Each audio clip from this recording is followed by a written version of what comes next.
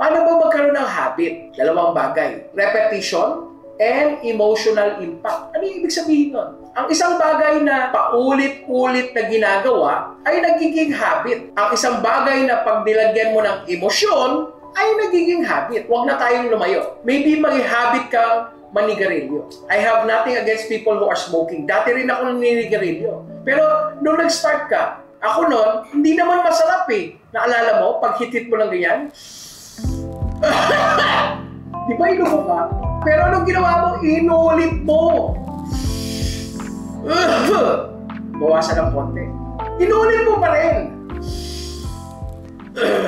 By this time, medyo may emotional impact na siya. Happy ka na kasi kaya mo na manigarilyo. Inulit mo pa rin until di mo napansin, di ka humihinga. After 10 seconds, dun mo lang sinabi, until what? Sobrang galing mo na manigarilyo, wala pang vape. Pag nanigarilyo ka, o di ba may bilog-bilog pa? Until what? Naging habit na siya ngayon. Anong result? Hindi mo nga matanggal yung paninigarilyo.